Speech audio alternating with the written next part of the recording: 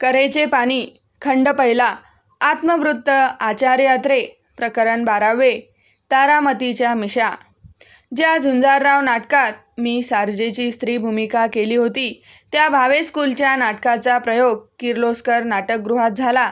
ह्या आमच्या प्रयोगाला लागणाऱ्या रंगभूषेचे नि वेशभूषेचे काम आम्ही त्याच नाटकगृहात त्यावेळी करीत असलेल्या चित्ताकर्षक नाटक मंडळीकडे सोपविले होते।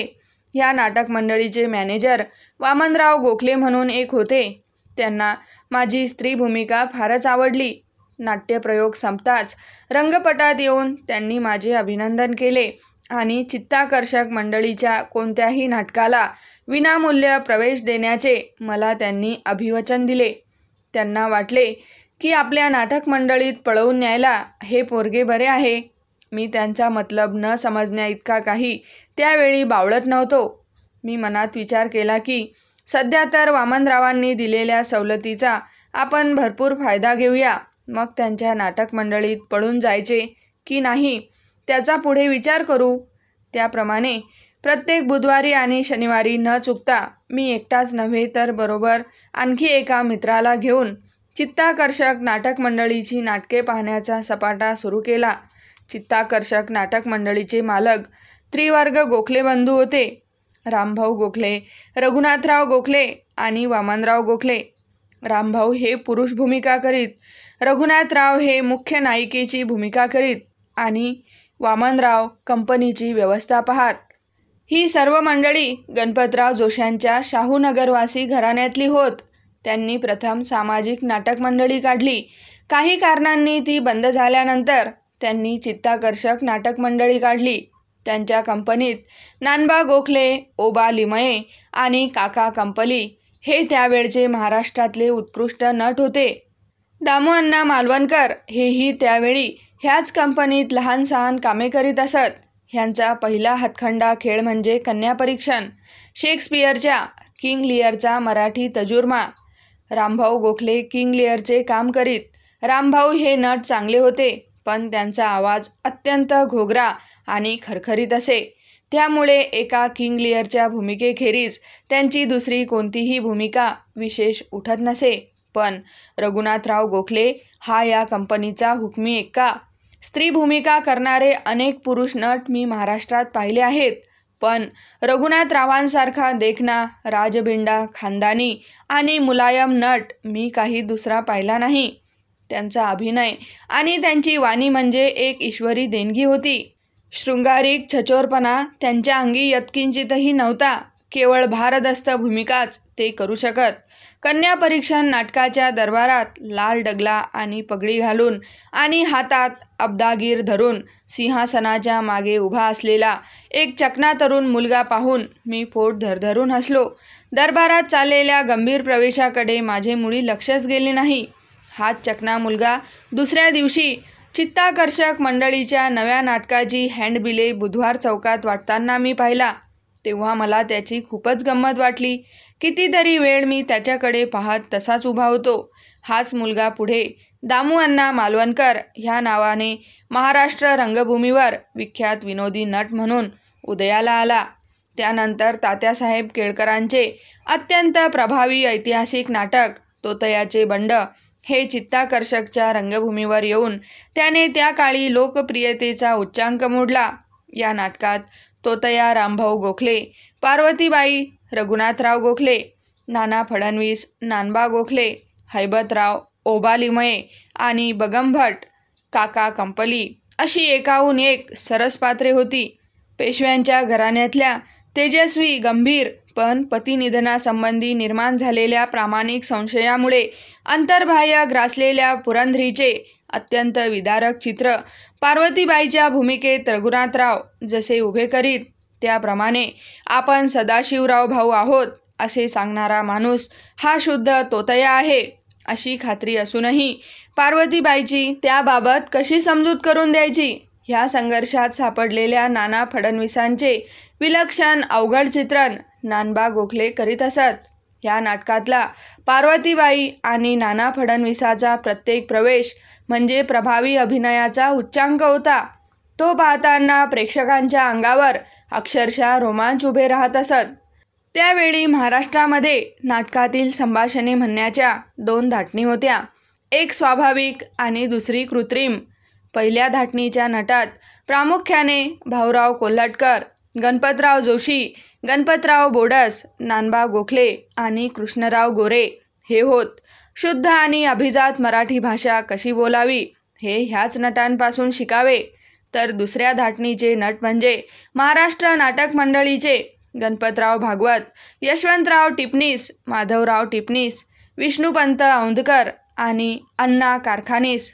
मराठी भाषा जास्तीत जास्त कृत्रिम आणि वेडीवाकडी कशी बोलावी ह्याची ह्या मंडळीत नेहमीच चढाओढ लागलेली असे. अर्थात हे मी केवळ त्यांच्या भाषेबद्दलच बोलत आहे, नाट्यगुणांबद्दल नव्हे. केशवराव दाते ह्यांचे प्रारंभीचे वास्तव्य जरी ह्या दुसऱ्या गटात होते, तरी त्यांनी आपली वाणी आणि उच्चार ह्यांना त्या मंडळींचा उपसर्ग कधीही लागू दिला नाही. त्यांचा समावेश पहिल्याच धाटणीच्या नटामध्ये करावा लागेल. चित्ताकर्षक नाटक मंडळीच्या तोतयाच्या बंडामध्ये हैबतरावाची भूमिका करणारे ओबा लिमये हे त्यावेळी माझे अत्यंत आवडते नट होते. ओबा हे वर्णाने गोरे होते, पण त्यांची बुबुळे अगदी हिरवीगार होती, त्यामुळे त्यांच्या डोळ्याला डोळा देता येत नसे. त्यांचा आवाज एखाद्या बांगडीसारखा बारीक पण खणखणीत होता. तिसऱ्या मजल्यावरून त्यांचे भाषण अगदी खुशाल मागे रेलून ऐकावे. तोतयाच्या बंडाचे मी कमीत कमी 25 तरी प्रयोग पाहिले असतील. त्यानंतर चित्ताकर्षक मंडळीच्या रंगभूमीवर तात्यासाहेब केळकरांची अमात्य माधव आणि कृष्णार्जुन युद्ध ही 2 नाटके आली. तीही चांगली यशस्वी झाली. त्यांचेही 8-8, 10-10 प्रयोग मी फुकटात पाहिले. सारांश: 1912-13 साली चित्ताकर्षक नाटक मंडळीची ही जी नाटके मी मनसोक्त पाहिली, त्याच्यामुळे मराठी रंगभूमीबद्दल एक विलक्षण आकर्षण नव्हे, वेडच माझ्या मनात निर्माण झाले. पुढे मंडळीचा मुक्काम पुण्यातून हलविण्याची जेव्हा वेळ आली, तेव्हा कंपनीत केव्हा येणार म्हणून वामनराव गोखल्यांनी मला एका रात्री हळूच विचारले.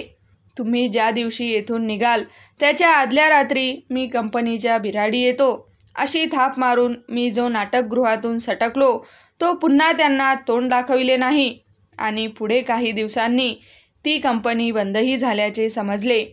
पुण्यात जे पहावयाचे ते आपल्या जन्मग्रामी म्हणजे सासवडला करून दाखवावयाचे, असा त्यावेळी आम्हा पुण्यातल्या सासवडकर विद्यार्थ्यांचा शिरस्ता असे. पुण्याच्या शाळेला सुट्टी झाली की आम्ही सासवडला जावयाचे. झांबरे मास्तरांनंतर सासवडच्या इंग्रजी शाळेच्या हेडमास्तरांच्या जागेवर श्री गणेश नारायण उर्फ रावसाहेब जोशी ह्यांची नेमणूक झालेली होती. रावसाहेब जोशी हे सार्वजनिक काकांचे पुतणे. त्यांना नाटकाचा फार नाद असे. पुण्यात दादासाहेब फाटक, आप्पा गोखले, भाऊसाहेब दातार, दत्तोपंत काळे, पैसा फंड रानडे ह्यांनी सोशल क्लब नावाचे एक नाटके करणारे मंडळ पुष्कळ वर्षे आधीपासून काढलेले होते. त्या क्लबचे रावसाहेब जोशी हे एक महत्त्वाचे सभासद होते. मोहनतारा, कांचनगडची मोहना, किचकवध आणि विद्यासाधन ही सोशल क्लबची त्यावेळची पुण्यामधली अत्यंत हातखंडा नाटके होती. त्या नाटकात काही बारीक सारीक भूमिका रावसाहेब जोशी करत. सुट्टीमध्ये जेव्हा आम्ही पुण्याहून सासवडला जात असू, तेव्हा साहजिकच रावसाहेब जोशींच्या घरी सांज सकाळ गप्पा मारावयाला आम्ही जमावयाचे. आमच्यानी त्यांच्या वयात तिपटीने अंतर असले तरी आम्ही आता सासवडच्या शाळेचे माजी विद्यार्थी होतो. त्यामुळे रावसाहेब जोशी आम्हाला बरोबरीच्या नात्याने वागवायचे. अर्थात नाटक हा आमच्या गप्पा गोष्टींना एकमेव विषय असे. सासवडच्या इंग्रजी शाळेच्या स्नेहसंमेलनाला दरवर्षी आम्ही माजी विद्यार्थ्यांनी एखादे नाटक करावे अशी कल्पना एकदा आमच्या त्या बोलण्यातून निघाली. आमचा उत्साह शिगोशिग सांडत होता. मग काय विचारावे, तो विचार आम्ही ताबडतोब अंमलात आणला. प्राध्यापक वामनराव काळे ह्यांचे स्त्री भूमिका नसलेले विक्षिप्तराव हे नाटक आम्ही एका पंधरवाड्याच्या आत बसवून रंगभूमीवर आणले. त्या नाटकात विक्षिप्तरावाची भूमिका माझा बालमित्र दिनकर पुरंदरे ह्याने केली. चिकटम भटाची विनोदी भूमिका मी स्वतः केली. सरदार पुरंदऱ्याच्या वाड्यातील प्रशस्त मध्यवर्ती चौकात आम्ही स्टेज उभारले, पडदे स्वतःच्या हातांनी रंगवून ते वर गुंडाळत जाण्याच्या तंत्राची बरोबर योजना केली. सदर नाटक पाहावयाला सारे गाव जमा झाले होते आणि सर्वांनी आमच्या नाटकाची अगदी तोंड भरून स्तुती केली. इतके त्यावेळी ते गाजले होते. त्यानंतर पुढे सतत 3 वर्षे आम्ही सासवडला सालाबाद स्नेहसंमेलनाच्या वेळी नाटके करीत गेलो. ह्या तिन्ही नाटकात मी महत्त्वाच्या भूमिका केल्या. तोतयाच्या बंडात बगमभटाची, नरवीर मालुसरे नाटकात सूर्याजी आणि फाल्गुनराव नाटकात फाल्गुनरावाची. शेवटच्या नाटकाची फक्त रंगीत तालीम झाली, पण ऐनवेळी त्याचा प्रयोग काही कारणांनी रद्द झाला. वयाच्या 15 वर्षांपर्यंत उत्तम विनोदी नट म्हणून निदान आमच्या सासवड गावात तरी माझा लौकिक प्रस्थापित झाला होता. त्यामुळेच सासवडपासून 2-3 मैलांवर असलेल्या पिंपळे नावाच्या एका खेडेगावी होणाऱ्या हरिश्चंद्र नाटकामधील पात्रांना रंगविण्याचे एकदा मला आणि माझ्याबरोबर काम करणाऱ्या विद्यार्थी नटमित्रांना आमंत्रण आले. आम्ही ते स्वीकारले. पिवडी, गुलाल आणि काळे पांढरे केस इत्यादी वेशभूषेचे साहित्य बरोबर घेऊन आम्ही बैलगाडीने संध्याकाळच्या सुमारास पिंपळ्याला गेलो. चावडीच्या कट्ट्यावरच स्टेज तयार केले होते. पुढच्या उघड्या बागेत दुपारपासून लोक जागा धरून बसले होते.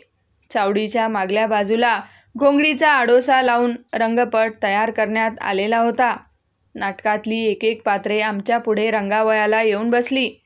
माझ्या वाट्याला तारामतीचे पात्र आले, पण त्याच्या ओठावर चांगल्या बोट मिशा होत्या. त्या पाहून मी सरदच झालो. मी विचारले, तुम्ही कसले काम करणार आहात? तो लाजून म्हणाला, तारामतीचे. अन मग ह्याचे काय?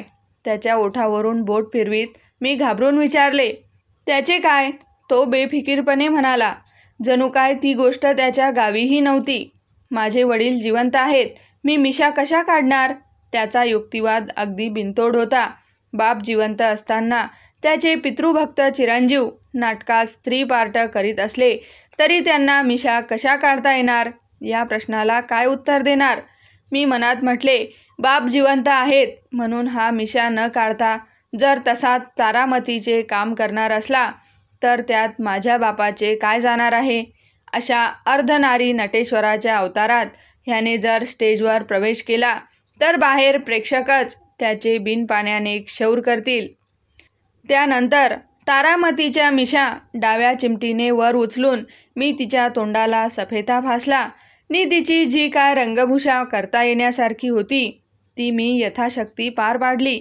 चोळी लुगडे नेसून, कपाळाला कुंकू लावून, नाकात नथ घालून नि पायात साकळ्या चढवून जेव्हा मिशाळ तारामती रंगभूमीवर प्रवेश करण्यासाठी सज्ज झाली तेव्हा स्वर्गातून खऱ्या तारामतीने जणू काही हंबरडा फोडलेला असावा असा मला भास झाल्याखेरीज राहिला नाही.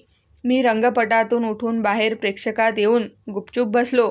माझी खात्री होती की तारामती बाहेर आली रे आली की प्रेक्षक तिच्यावर दगडमार करून तिला अक्षरशः पिटाळून लावतील. पण आश्चर्याची गोष्ट ही की तसे काही झाले नाही. तारामतीच्या मिशा यत्किंचितही कोणाला टोचल्या नाहीत, कारण तिचा बाप जिवंत आहे हे सर्वांना माहीत होते. उलट बाप जिवंत असताना मिशा राखून तारामतीचे काम करण्याचे धैर्य त्या बाप्याने दाखविले म्हणून लोक त्याचे तोंड भरून कौतुकच करीत होते.